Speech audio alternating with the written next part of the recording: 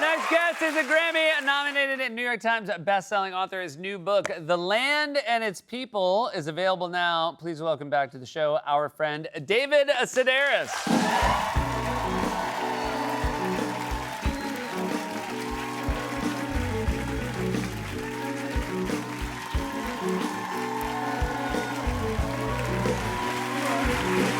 Hello, my friend. You always look so fashionable and also so comfortable.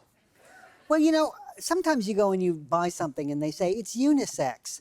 This is not. It's just a lady's skirt. Gotcha. And when you purchased it, were you very clear with them that you would be wearing it? Oh, yeah, they know me. Yeah. You know, so they were. Do you go to a lot of different places, or do you have like your places where you go and I get have a lot? my places, Yeah. but I'm open to other places Yeah. as long as they have. I think of this as like a sports skirt because it's got that stuff that jerseys are made out of. So it does. It seems like a manly skirt to me. Did you go in and say, I'm looking for something a little sportier? No, you know what?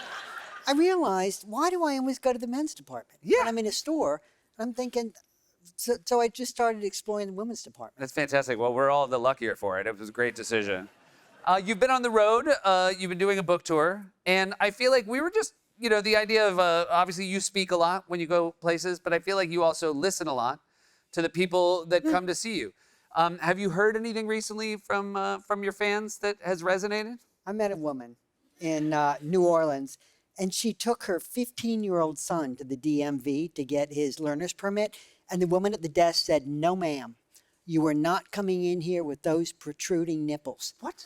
And the woman said, "I had a bra on," and I was so embarrassed. But her son needed his permit, so she went to a strip mall and bought a $6 T-shirt to put over her dress. But I said, if it were me, I would have said, "I understand completely. Do you have a pair of scissors I could borrow?" And I feel like I would have cut my nipples off and then said, "Now can I come in with my 15-year-old son?" But I mentioned that on stage, and someone said, your nipples are the only part of your body that completely regenerate. It's like a lizard's tail. Really? So I told the audience that, and an oncologist came up and said, "No, they don't." I couldn't believe. I was encouraging people to do it just for fun. They'll be back in weeks. So you heard it from one source, and then you just started spreading that as gospel. Yeah, I did. By the way, embarrassing for that woman, I'm sure, to be told that her protruding nipples were a no-go at the team. But imagine how embarrassing for the 15-year-old. I know it. She said, "I wanted to call Eyewitness News. Everyone should know about this." And it's true. Everyone should know. She said, "I had a bra on and everything." It's not okay. No, it's not okay. Yeah. The Land and Its People is a wonderful title for a book. Was it your first idea for the title of the book? No, I was at a museum in Scotland a number of years ago, and I saw a little jar, and it had a a label on it that was aged and spidery writing, and it said, "The testicles of an old sparrow in winter." And so I thought that was going to be my book title. Yeah. But it was one of the big stores said, "We will not carry your book if it has the word testicles in it." Really? But it's like ovaries. It's not a bad word. I mean, I can't believe it. You can't have nipples at the DMV. I know it. You can't have testicles at the bookstore. But think of all the books with the word balls in the title. Yeah. They don't object to that. No. Testicles. Yeah. Anyway, I was happy with this because The I Land- think it's ultimately a better title. And so now, this cover is very evocative. Is this something you request? Do you say, and I think for the cover of this book, it should be two people in a hole at the beach? No, I feel like, with the designer who did it, I feel like you should treat them like an artist and let them do their thing. And this guy came up with that, and I loved it from the beginning. So this was not a photo you were aware of before it showed up on your Never book? knew it existed. But what I really like is the guy looks like he's trying to talk the young woman into something. Ah. And it's a sad picture. And the publisher said, "It's depressing." And I said, "Yes." That's what because if it's a funny book, often they want to give it a funny title. Oh, yeah, but it that's just okay. does, a funny cover. But I'd rather have a depressing cover. And have you thought about what he's trying to convince her to do? Group sex. Oh, interesting. I'm pretty sure. You reveal in this book your boyfriend, Hugh, who in print you often, you only refer to as your boyfriend, Hugh, is actually your husband, Hugh. You break the news that you actually got married 10 years ago. Yeah, I wanted gay people to fight for the right to marry, and then I wanted not one of us to act on it. Oh. I wanted us to say, we spit on your marriage. And then, But only when you could legally do it. Yeah. only when you could do it. Like just basically like psych. That's what you wanted Yeah, to say yeah. to everybody. Yeah. And I thought that would have been beautiful.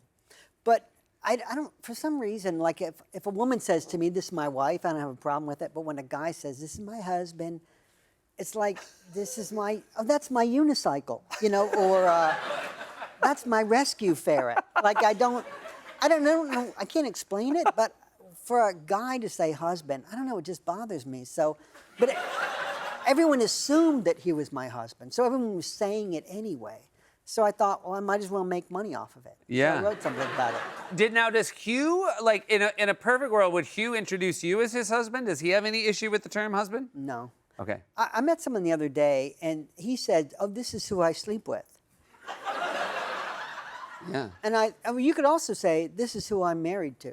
Yeah. But it prevents you from having to use the word husband. I Yeah. mean, you don't mind wife. No. You don't mind saying wife. No, I love it. Yeah. Yeah. But I mean, she'd be very angry if I called her my husband. So I think there's. You also you speak. You're obviously an incredibly you're lucky to be in a loving relationship with Hugh. But another word you don't care for, along with husband, soulmates. No. Yeah. Oh, or then soulmate was replaced by person. Oh. That's my person. Yeah. But if you think, okay, that's your person. There's one person. How many billion people on Earth? Yeah. 9 billion people, Sure. something like that. There's one person meant for you, and they live in your apartment complex. Yeah. What are the odds? What are the you know? odds? That's what he's trying to convince her right now. He's like, don't you get it? I'm your person. You had the New York Times wrote about your apartment. They came and some might think it feels invasive to like have them see your living area. Were you hesitant to let them through your doors? I wasn't, but the person I'm married to, he did not want it. you know. Okay. So they came and they photographed. Now, but he didn't want it. So how do you convince him to open the I door? said, you know what? I have a book coming out, and Yeah. and this is publicity for the book, and I can't believe that you would deny me publicity. You know, I pulled it. I pulled it all out. You seem like a very hard person to be married to. But they did it for somebody else's apartment. Okay. Like a couple weeks ago, and she's an actress, and she bought a house on an island off South Carolina, and she had a tabletop with like 10 shells on it. Shells, right? And people wrote in, how dare you need to educate yourself, and those shells break down into sand, and we need sand now more than ever, as if she was denying the world supply of sand with 10 shells. She said, I tore out an ugly built-in desk. Well, I wish I was so privileged I could tear out things that were ugly. I don't even have a door. You know, it's that kind of a thing. People, and I don't read the comments, you know, from my own thing, but I just feel them. Like, we had an attic that was full of bees one time. You could just hear the bees up there, and that's how because this is bad, man. This is bad. Yeah. Were you worried the comments would be like, I'd love to have an attic full of bees. You don't know how lucky you are. I got to go to the store for my honey. Well, the headline was he needed a second apartment for his second Picasso. So, and I do, but the first one's very small. The first Picasso or the first The apartment? first Picasso is very small.